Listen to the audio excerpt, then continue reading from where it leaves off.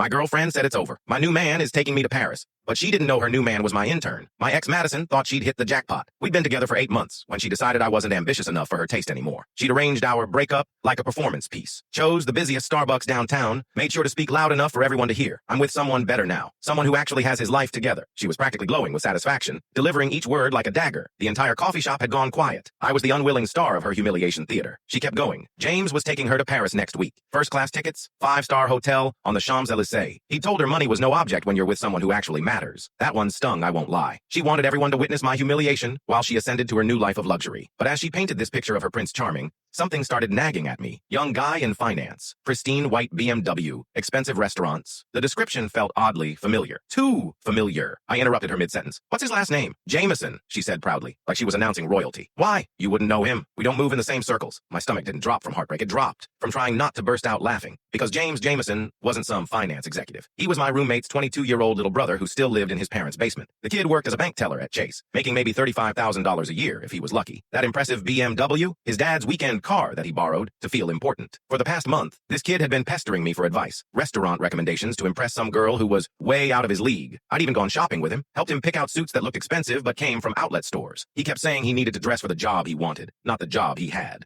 The little mastermind had been practicing his successful finance guy persona, and Madison had swallowed every single lie. I sat back and watched her continue. Private jets, corporate mergers, investment portfolios. The fantasy kept growing while I sat there trying not to laugh. This was better than any comedy show. Wednesday night, James burst into our apartment practically vibrating with excitement. He couldn't stop talking about taking this incredible girl to Paris. Presidential suite, Michelin restaurants, shopping on the Champs-Élysées. He had it all planned out. I asked him how exactly he was planning to afford all this luxury. His confidence cracked for just a second before he puffed up again. He'd maxed out 3 credit cards and taken a cash advance. $28,000 in debt for a weekend. With my ex-girlfriend who dumped me for not being financially successful enough. The irony was so thick I could barely breathe. I grabbed my phone and pulled up Madison's Instagram profile. Showed it to him. His face transformed from excited pink to corpse white in about 3 seconds flat. That's your ex-girlfriend, he whispered, voice cracking like a teenager. Yeah, the same one who left me for a successful finance guy. Congratulations, James. You just played yourself raw. The kid looked like his entire world had collapsed, which, financially speaking, it had. Friday morning, I woke up to the sound of stress vomiting coming from our bathroom. The reality of $28,000 in credit card debt for someone else's ex-girlfriend had finally penetrated his delusional bubble. He canceled the trip 2 hours before they were supposed to leave for the airport. Madison's been posting angry Instagram stories about fake people and time wasters for the past week. Vague posts about how some men just can't handle a real woman. She still doesn't know the truth about James's real identity. Still doesn't know her finance executive is a bank teller living with mommy and daddy. Meanwhile, James learned the most expensive lesson of his life about pretending to be someone you're not. $28,000 for a fantasy that lasted less than a week.